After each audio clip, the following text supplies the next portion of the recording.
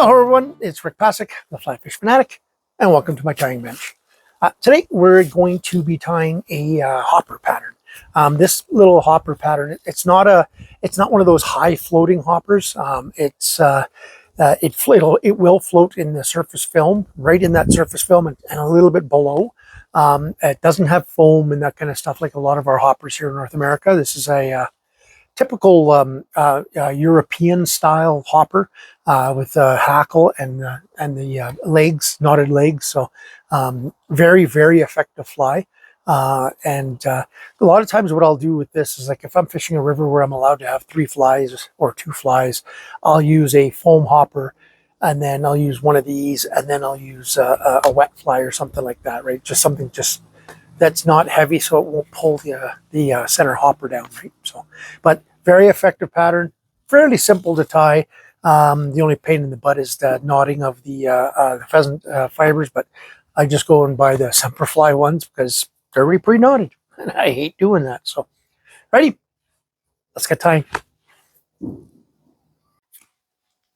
In the vise today, we have a AHREX FW560 in a size 8. I tie these in a 6, 8, and a 10. For the thread, I'm going to use some Semperfli Nanosilk in black. If you've got green, use the green. I've got one here somewhere, but since I'm traveling, everything is more difficult to find, so I'll stick it with black. For the body, I'm going to be using some Hair Dubbing Plus from Hends. For the rib, I'm going to be using some copper Holo tinsel from Semperfli in a medium. For the legs on this, I'm going to be using, it's not in the package, but they're pre-knotted crane fly from Semperfli. I hate knotting my own, so thank you, Semperfli. And then for the hackle, I'll be using, that's not the right one, I'll be using this India Cape dyed olive. Okay, and that's it. It's a pretty simple fly, but can be really effective in the in rivers and in lakes that have undercut banks with long grass and stuff. This can be a deadly, because the hoppers will fall out into the water, right? And the trout, they know this, right? And they'll hang out at those undercut banks. So they know where the food's coming from. They're not dumb. So, all right. So just put a little bit of a base layer down. Now I'm just going to tie in my copper. You can do this with copper or like a hollow green if you've got one.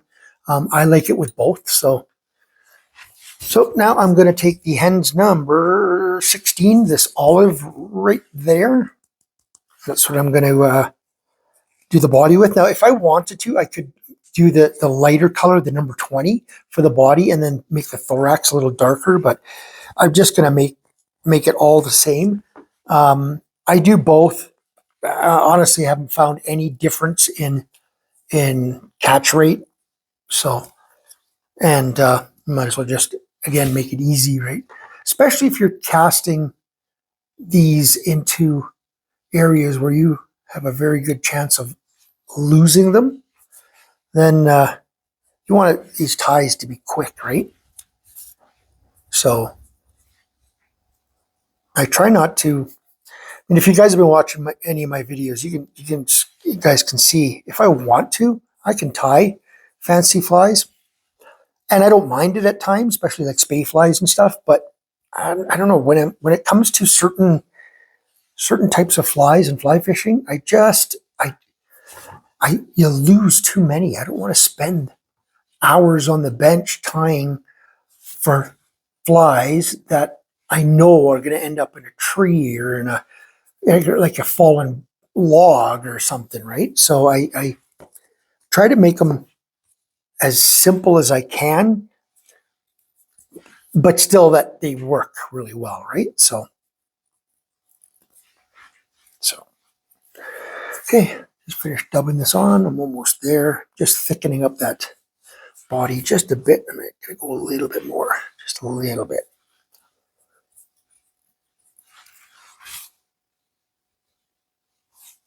Okay. I'm going to take my gold tinsel here and just do like 4 to 5 wraps at the most.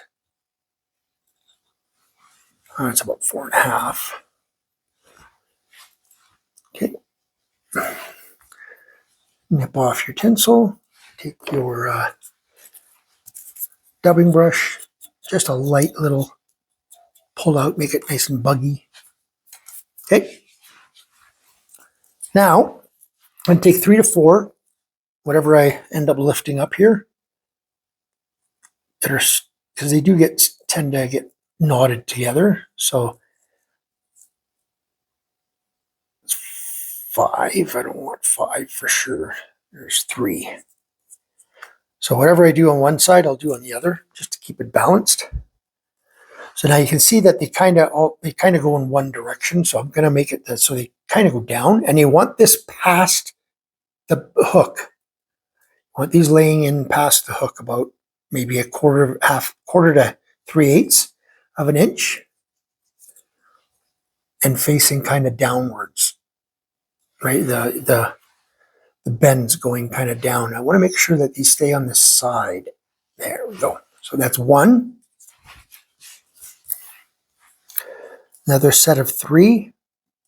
And I mean, if you put in 4, fish can't count. Whatever. It's just more for a balance thing.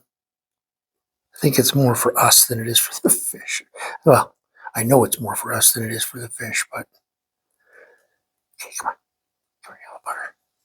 Okay, I'm just going to use my my Renomed tweezers. These things are awesome. And I'm going to pick out 3. Hey, look at that. Just like that, eh? Just like that. Got my 3. Facing down, roughly, and about the same length past. Hold it right on this side. Couple turns. Just going to give that a turn just so I can see, because I thought I could feel them move. So I do want them right down along the side there. Go. Okay. Just going to wrap this forward. It just helps build up a little bit of bulk for the thorax section here. I'm going to make this a little bit thicker than the body.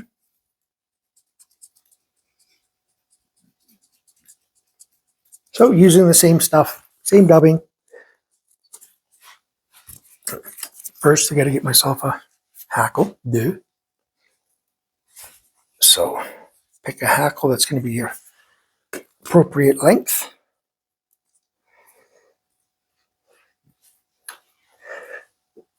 And I want these fairly long. It's a little too long. I want them fairly long, but not crazy.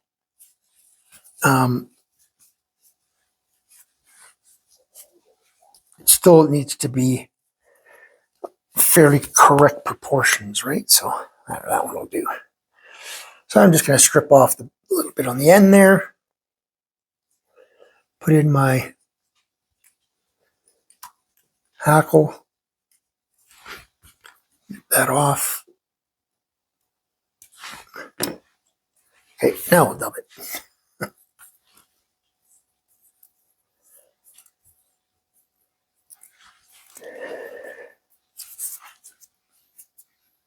And you don't want this overly tight of a dub here, because you do want to pick some of this out in a bit. All right, so don't make it too tight of a dub.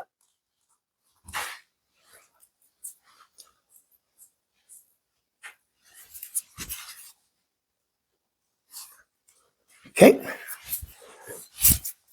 Where did I put my hackle pliers? Because my big old clod hoppers won't work for this. So, and then just one right at We would tie the legs in and then just bring it forward. As many wraps as you can get out of your feather. One more bit right there. Tie that off. There you go. Stroke all my material back. Just going to build just a little bit of a head. And this is the only place that really matters if it's green, right? And to be honest, I like the look with the black head. So